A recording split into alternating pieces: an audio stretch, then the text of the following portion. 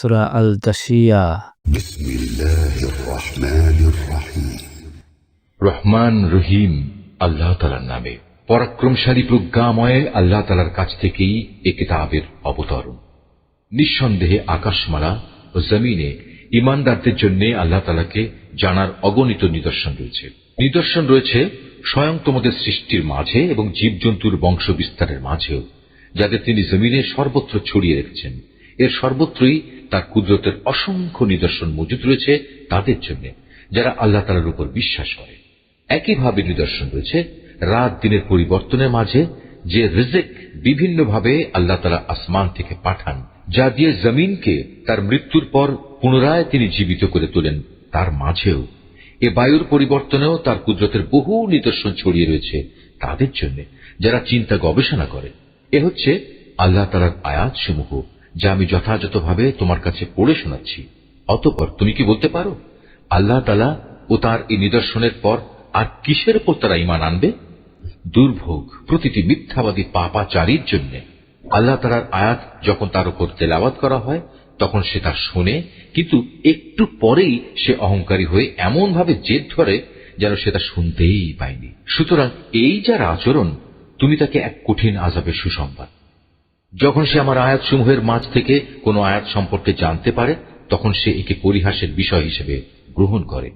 এমন ধরনের লোকদের জন্য অপমানজনক আযাব রয়েছে। তাদের সামনে রয়েছে জাহান্নাম এবং সেসব জিনিস যা তারা দুনিয়া থেকে কামাই করে এনেছে, আজ তা তাদের কোনো কাজেই এলো না। না সেসব মাবুদ তাদের কোনো কাজে এলো যাদের তারা আল্লাহ তাআলাকে বাদ দিয়ে নিজেদের অভিভাবক বানিয়ে রেখেছিল। তাদের সবার জন্য রয়েছে জাহান্নামের কঠোর শাস্তি।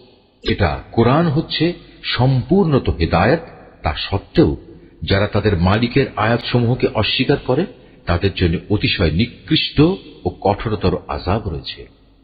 আল্লাহ তাআলাই সেই মহান সত্তা, যিনি সমুদ্রকে তোমাদের অধীন করে রেখেছেন যাতে করে তোমরা তাঁরই আদেশক্রমে নৌযান সমূহে তাতে চলতে পারো। এর দ্বারা তোমরা তার অনুগ্রহ রিজিক সন্ধান করতে পারো এবং শুকর আদায় করতে পারো। একইভাবে তার অনুগ্রহ থেকে তিনি আকাশমণ্ডলী ও পৃথিবীর সব কিছু তোমাদের অধীন করে দিয়েছেন। অবশ্যই এর মধ্যে চিন্তাশীল সম্প্রদায়ের জন্য অনেক নিদর্শন রয়েছে। নবী, ঈমানদারদের তুমি বলো, যারা আল্লাহ তাআলার অমোঘ বিচারের ক্ষণগুলো থেকে কিছু আশা করে না, তারা যেন তাদের ক্ষমা করে দেয়, যাতে করে আল্লাহ তাআলা এই বিশেষ দলকে তাদের কৃতকর্মের জন্য পরকালে পুরোপুরি বিনিময় দিতে পারেন। তোমাদের মাঝে যদি কেউ কোনো নেক কাজ করে তা কিন্তু তার নিজের ভালোর জন্যই তা করে, আবার যে কেউই কোনো মন্দ কাজ করে তাহলে তার প্রতিফল তার উপরই পড়বে। পরিশেষে তোমাদের সবাইকে স্বীয় মালিকের কাছেই ফিরে যেতে হবে। আমি বনী ইসরায়েলদের কিতাব, রাষ্ট্র ক্ষমতা ও নবুয়ত দান করেছিলাম। আমি তাদের উৎকৃষ্ট রিজিক দিয়েছিলাম। উপরন্তু আমি এ সব কিছুর মাধ্যমে তাদের সৃষ্টিকুলের উপর শ্রেষ্ঠত্ব দান করেছিলাম। দিন সংক্রান্ত বিষয়গুলো আমি তাদের কাছে বিশদভাবে বর্ণনা করে দিয়েছি। অতঃপর যে মতবিরোধ তারা নিজেদের মধ্যে সৃষ্টি করেছে তা কিন্তু তাদের অজ্ঞতার কারণে নয়, বরং তা ছিল তাদের পারস্পরিক জেদের কারণে। হে নবী, কিয়ামতের দিন তোমার মালিক তাদের মধ্যে সেই সমস্ত বিষয়ের ফয়সালা করে দেবেন যে ব্যাপারে তারা দুনিয়ায় মতবিরোধ করেছে। অতঃপর হে নবী, আমি তোমাকে দিনের এক বিশেষ পদ্ধতির ওপর এনে স্থাপন করেছি। অতএব তুমি শুধু তারই অনুসরণ করো। শরীয়তের ব্যাপারে সেসব লোকদের ইচ্ছা আকাঙ্ক্ষার অনুসরণ করো না যারা আখিরাত সম্পর্কে কিছুই জানে না। আল্লাহ তাআলার মোকাবেলায় এরা তোমার কোনোই কাজে আসবে না। তাছাড়া জালেমরা তো একজন আর একজনের বন্ধু, আর পরেজগার লোকদের আসল বন্ধু হচ্ছেন আল্লাহ তাআলা স্বয়ং। এ কোরআন হচ্ছে মানুষের জন্য সুস্পষ্ট দলিল। সর্বোপরি ঈমানদারদের জন্য তা হচ্ছে জ্ঞানের কথা, পথ নির্দেশ ও অনুগ্রহ। যারা অপকর্ম করে তারা কি মনে করে নিয়েছে আমি তাদের সে লোকদের মতো করে দেব যারা ঈমান এনেছে এবং সে অনুযায়ী নেক আমল করেছে? তাদের জীবন ও তাদের মরণ কি ঈমান গ্রহণকারীদের মতো একই ধরনের হবে? কত নিম্নমানের ধারণা পোষণ করছে এরা আল্লাহ তাআলা সম্পর্কে।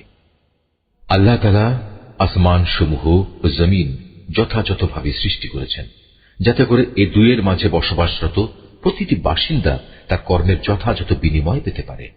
কিয়ামতের দিন তাদের কারো প্রতি বিন্দু মাত্র জুলুম করা হবে না। হে নবী, তুমি কি সে ব্যক্তিটির প্রতি লক্ষ্য করেছ যে ব্যক্তি নিজের খেয়াল খুশিকে নিজের মাবুদ বানিয়ে নিয়েছে এবং পর্যাপ্ত পরিমাণ জ্ঞান থাকা সত্ত্বেও আল্লাহ তাআলা তাকে গোমরা করে দিয়েছেন? তার কান ও তার অন্তরে তিনি মোহর মেরে দিয়েছেন, তার চোখে তিনি পর্দা এঁটে দিয়েছেন। এমন ব্যক্তিকে আল্লাহ তাআলার পর কে পথ নির্দেশ দেবে? তারপরেও কি তোমরা কোনো উপদেশ গ্রহণ করবে না? এ মূর্খ লোকেরা এও বলে, আমাদের পার্থিব দুনিয়া ছাড়া আর কোনো জীবনই নেই। আমরা যে মরি বাঁচি তা সব আমাদের এখানে। আমাদের যা কিছু ধ্বংস করে তা এই কালের আবর্তনই করে। মূলত এদের এ ব্যাপারে কোনোই জ্ঞান নেই। এরা শুধু আন্দাজ অনুমানের ভিত্তিতে কথা বলে। যখন এদের কাছে আমার কিতাবের সুস্পষ্ট আয়াতগুলো পড়া হয়, তখন এদের কাছে এছাড়া আর কোনো যুক্তিই থাকে না যে তারা বলে, তোমরা যদি কিয়ামতের দাবিতে সত্যবাদী হও তাহলে আমাদের বাপ দাদাদের কবর থেকে নিয়ে এসো। এ নবী, তুমি এদের বলো, আল্লাহ তাআলাই তোমাদের জীবন দান করেন, তিনিই তোমাদের মৃত্যু দেন, তিনিই আবার কিয়ামতের দিন তোমাদের পুনরায় একত্রিত করবেন। এটা সংঘটিত হবার ব্যাপারে কোনোই সন্দেহ নেই। কিন্তু তারপরেও অধিকাংশ মানুষ এ সম্পর্কে কিছুই জানে না। আকাশমণ্ডলী ও জমিনের যাবতীয় সার্বভৌমত্ব আল্লাহ তাআলার জন্যই। যেদিন কিয়ামত সংঘটিত হবে সেদিন এই বাতিলপন্থীরা ভীষণভাবে ক্ষতিগ্রস্ত হবে। এ নবী, সেদিন তুমি প্রত্যেক সম্প্রদায়কে দেখবে মহাবিচারকের সামনে ভয়ে আতঙ্কে নতজানু হয়ে পড়ে থাকবে। প্রত্যেক জাতিকেই তাদের আমল নামার দিকে ডাক দেওয়া হবে। তাদের বলা হবে, দুনিয়ায় তোমরা যা কিছু করতে, আজ তোমাদের তার যথার্থ প্রতিফল দেয়া হবে। এ হচ্ছে আমার সংরক্ষিত নথিপত্র, যা তোমাদের কর্মকাণ্ডের উপর ঠিক ঠিক বর্ণনাই পেশ করবে। তোমরা যখন যা করতে আমি তা এখানে সেভাবেই লিখে রেখেছি। যারা ঈমান এনেছে এবং নেক কাজ করেছে, আজ তাদের মালিক তাদের তাঁর অনুগ্রহে জান্নাতে দাখিল করাবেন, আর এটাই হবে সুস্পষ্ট সাফল্য। অপরদিকে যারা কুফরি অবলম্বন করেছে, আমি তাদের বলবো, তোমাদের সামনে কি আমার আয়াতসমূহ বারবার পড়ে শোনানো হতো না? কিন্তু এ সত্ত্বেও তোমরা ঔদ্ধত্য প্রকাশ করেছিলে। মূলত তোমরা ছিলে একেবারেই নাফরমান জাতি। যখন তোমাদের বলা হতো আল্লাহ তাআলার ওয়াদা সত্য এবং কিয়ামত সংঘটিত হওয়ার মধ্যে কোন রকম সন্দেহ নেই, তখন তোমরা অহংকার করে বলতে, কিয়ামত আবার কি? আমরা জানি না, আমরা এ ব্যাপারে সামান্য কিছু ধারণাই করতে পারি মাত্র, কিন্তু আমরা তো তাতে বিশ্বাসীও নই। সেদিন তাদের মন্দ কাজগুলো তাদের কাছে স্পষ্ট প্রকাশ হয়ে পড়বে এবং সে বিষয়টি তাদের পরিবেষ্টন করে নেবে, যে ব্যাপারে তারা হাসি ঠাট্টা করে বেড়াত।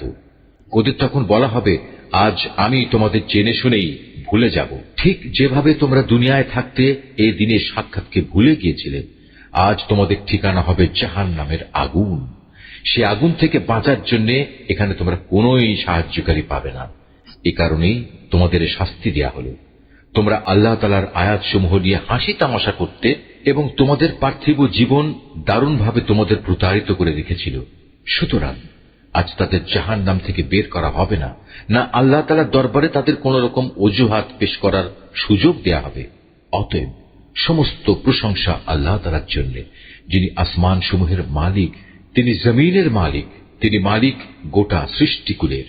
আকাশমণ্ডলী এবং জমিনের সমস্ত গৌরব ও মাহাত্ম্য তাঁর জন্যই নিবেদিত। তিনি মহাপরাক্রমশালী ও প্রজ্ঞাময়।